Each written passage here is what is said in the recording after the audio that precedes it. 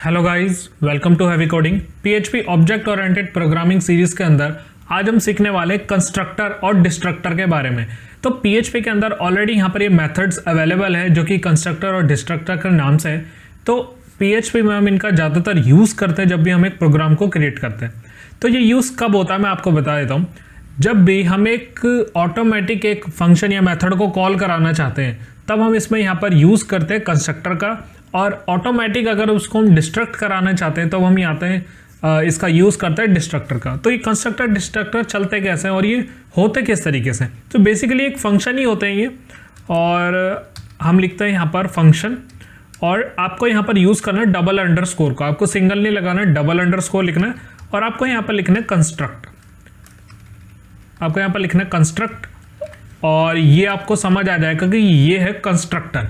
तो कंस्ट्रक्टर कब कॉल होता है? जब भी हम एक क्लास का ऑब्जेक्ट बना लेते हैं तो ये ऑटोमेटिक यहाँ पर कॉल हो जाता है, और इसके अंदर आप कुछ भी अपना प्रोग्राम जो है इसके अंदर रख सकते हैं। तो यहाँ पर मैं इको करा लेता हूँ और यहाँ पर लिख देता हूँ दिस इज कंस्ट्रक्टर। तो ये है हमारा कंस्ट्रक्टर। तो कंस्ट्रक्टर कब चलता है? जब हम एक क्लास का ऑब्जेक्ट बना लेते हैं। तो मैं न्यू करके यहाँ पर माई क्लास नाम से इस माई क्लास का एक ऑब्जेक्ट बना लेता हूं। मैंने यहाँ पर क्या करा है, ऑब्जेक्ट से इस फंक्शन को कॉल नहीं करा है, मैंने सिर्फ क्लास का ऑब्जेक्ट बनाया है। तो जैसे ही मैं क्लास का ऑब्जेक्ट बनाता हूं और रिफ्रेश करता हूं तो आप यहाँ पर देख सकते हैं मेरे पास आउटपुट आ रहा है दिस इज कंस्ट्रक्टर। तो यही फायदा होता है कंस्ट्रक्टर का कि हमें यहाँ पर ऑब्जेक्ट के थ्रू उसको कॉल नहीं कराना पड़ता, बट जब भी हम यहाँ पर एक क्लास का ऑब्जेक्ट बनाते हैं ये ऑटोमेटिक यहाँ पर कॉल हो जाता है। अब हमारे पास एक और चीज आती है यहाँ पर डिस्ट्रक्टर। तो डिस्ट्रक्टर के लिए भी आपको डबल अंडरस्कोर देन आप यहाँ पर लिखना पड़ेगा डिस्ट्रक्ट। तो ये होता है हमारा डिस्ट्रक्टर, और यहाँ पर मैं इको कर देता हूँ दिस इज डिस्ट्रक्टर। चलते एक बार ब्राउजर पे और रिफ्रेश करता हूँ तो आप यहाँ पर देख सकते हैं दिस इज डिस्ट्रक्टर। तो दोनों यहाँ पर मेरे पास आउटपुट आ चुके हैं और ये ऑटोमेटिक चले, मैंने इनको कॉल नहीं करा है, सिर्फ क्लास का ऑब्जेक्ट बनाया।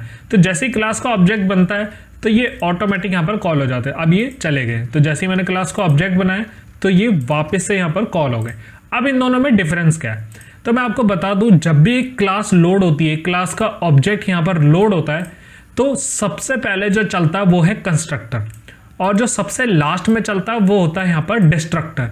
अगर इनके बीच में मैं यहाँ पर एक फंक्शन बना दूं, जैसे अपना खुद का एक फंक्शन बना लेते हैं शो नाम से, और इस शो नाम के अंदर मैं लिख देता हूँ दिस इज माई फंक्शन। ये एक मेरा फंक्शन है, और इनके बाद मैं यहाँ पर लगा देता हूँ बी आर। इनके बाद बी आर टैग लगा देते हैं ताकि नीचे आ जाए नेक्स्ट रो में। अब चलते एक बार ब्राउजर पे रिफ्रेश करता हूँ तो आप यहाँ पर देख सकते हो बी आर टैग चल चुका। और इस फंक्शन को चलाने के लिए मुझे यहाँ पर ऑब्जेक्ट से इसको कॉल कराना पड़ेगा। तो मैं यहाँ पर लिखता हूँ ऑब्जेक्ट और शो नाम का फंक्शन मैंने चला दिया। तो आपने देखा होगा कंस्ट्रक्टर और डिस्ट्रक्टर ऑटोमेटिक कॉल हो गए, बट शो के लिए जो मैंने खुद से एक फंक्शन बनाया था जो कि पीएचपी का प्री डिफाइंड नहीं है कंस्ट्रक्टर और डिस्ट्रक्टर की तरह, मैंने यहाँ पर शो नाम से फंक्शन बनाया। और अब चलते ब्राउजर पे और रिफ्रेश करता हूँ तो आप यहाँ पर देख सकते हैं कि यहाँ पर आ चुका this is constructor, this is my function और दिस इज डिस्ट्रक्टर।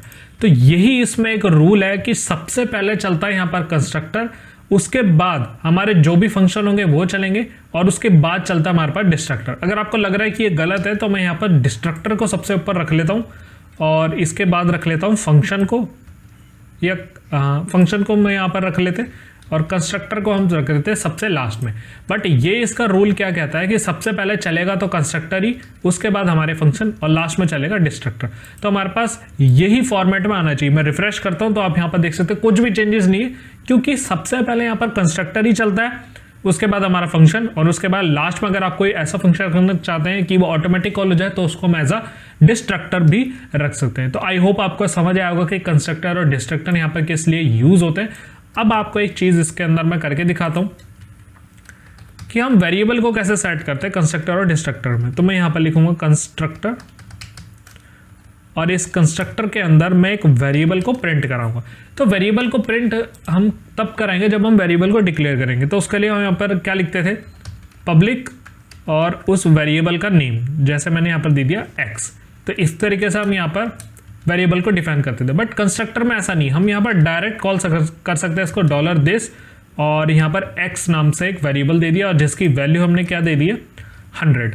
मैंने इसकी वैल्यू दे दी 100। तो ये ऑटोमेटिक यहाँ पर क्या करेगा, इसको कॉल करा देगा। तो हम डायरेक्टली इसको कॉल कर सकते हैं। शो नाम का कोई फंक्शन अभी मैंने नहीं चला रखा है, सिर्फ क्लास का ऑब्जेक्ट बनेगा और यहाँ पर 100 मेरे पास प्रिंट होके आ चुका है। तो यही इसका फायदा होता है कंस्ट्रक्टर और डिस्ट्रक्टर का, कि हम डायरेक्ट भी इसके अंदर वेरिएबल को चला सकते हैं।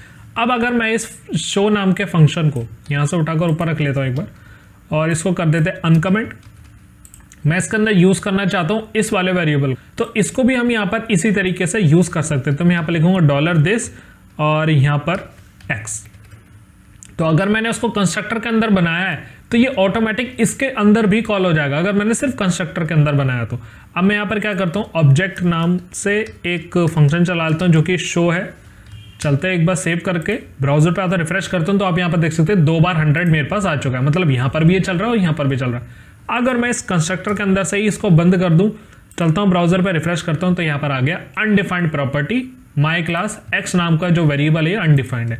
तो अनडिफाइंड है तो हमें यहाँ पर क्या करना पड़ता है, पब्लिक देन $x इसको डिफाइन करना पड़ेगा। चलता हूँ ब्राउजर पे रिफ्रेश करता हूँ तो यहाँ पर अब कोई भी एरर नहीं है, बट यहाँ पर हमने इसकी वैल्यू नहीं दी है। तो मैं यहाँ पर कर देता हूँ 100 इसकी वैल्यू कर देता हूँ, या हम यहाँ तो दे ही सकते हैं, साथ के साथ इसकी वैल्यू ट्रेडिशनल फॉर्मेट में हम यहाँ पर भी इसकी वैल्यू दे सकते हैं। तो आई होप आपको समझ आया होगा कितना कंस्ट्रक्टर हमारे काम को इजी कर देता है। एक तो ऑटोमेटिक कॉल होता है, साथ ही साथ इसमें वेरिएबल भी हम यहाँ पर डिक्लेयर कर सकते हैं जो कि बाकी फंक्शन में भी यहाँ पर चल जाता है।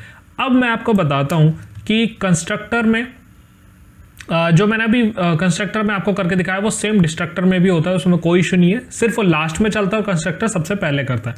तो अब मैं यहाँ पर एक नया वेरिएबल ले लेता हूँ, this x equals to y, कि भाई जो y की वैल्यू हो ना वही x के अंदर आ जाए। अब वो y की वैल्यू हम किस तरीके से लेके आएंगे, y की वैल्यू मैं यहाँ पर लेकर आऊंगा एज अ पैरामीटर। तो जब हम फंक्शन यहाँ पर कॉल करते थे तो यहाँ पर पैरामीटर देते थे कि भाई 10 देनी है, तो 10 की वैल्यू उस फंक्शन के अंदर यहाँ से चली जाती थी। तो वैसे ही हमें यहाँ पर क्या करना पड़ेगा, मैं एक $y नाम से एक वेरिएबल बना देता हूँ जो कि यही वेरिएबल इसके अंदर वैल्यू को लेकर आएगा और वो वैल्यू किसके अंदर आ जाएगी, x के अंदर। बट y के अंदर वैल्यू कहाँ से आएगी, y के अंदर अगर मैं एक फंक्शन बनाता, मैं यहाँ पर फंक्शन बनाया था शो नाम से और इसके अंदर मैं डालता यहाँ पर $x और ये क्या करता, इको $x की वैल्यू को प्रिंट करता। तो मुझे फंक्शन को कॉल करा के उसके अंदर वैल्यू डालनी पड़ती, वो वैल्यू यहाँ पर आती, देन उसके बाद वो वैल्यू प्रिंट होती। बट ऐसा मुझे नहीं करना है यहाँ पर, क्योंकि फंक्शन तो तब कॉल होता है ना जब वो फंक्शन है, कंस्ट्रक्टर तो ऑटोमेटिक यहाँ पर कॉल होता है क्लास के ऑब्जेक्ट से। तो जहां पर आपने यहाँ पर क्लास लिखा है उसी के अंदर आपको पैरामीटर पास करना पड़ेगा। तो मैं यहाँ पर 150 की वैल्यू पास कर देता हूँ, चलता हूँ एक बार ब्राउजर पर रिफ्रेश करता हूँ तो आप यहाँ पर देख सकते हैं 150 यहाँ पर मेरी वैल्यू आ चुकी है। तो इसी तरीके से आप यहाँ पर कंस्ट्रक्टर के अंदर वैल्यू को पास कर सकते हैं रादर देन यहाँ पर आप फंक्शन क्रिएट करें। सो आई होप गाइज आपको ये समझ आया होगा। इसके अंदर कुछ भी डाउट रह गया तो गाइज मुझसे कमेंट सेक्शन के अंदर जरूर पूछना, क्योंकि कंस्ट्रक्टर यहाँ पर बहुत अगर आप एक फ्रेमवर्क का यूज कर रहे हैं तो आपको कंस्ट्रक्टर यहाँ पर काफी बार यूज होगा। और जब हम एक CRUD एप्लीकेशन बनाएंगे तो कंस्ट्रक्टर हो या हमारा फंक्शन हो, हम उसके अंदर डेटाबेस का कनेक्शन इसके अंदर भी यहाँ पर डाल सकते हैं ताकि वो ऑटोमेटिक उसको कॉल कराए। तो फंक्शन और कंस्ट्रक्टर में आपको यहाँ पर डिफरेंस पता चल चुका होगा, और डिस्ट्रक्टर क्या होता है सबसे लास्ट में यहाँ पर कॉल होता है। तो गाइज इस वीडियो में इतना ही, थैंक यू सो मच।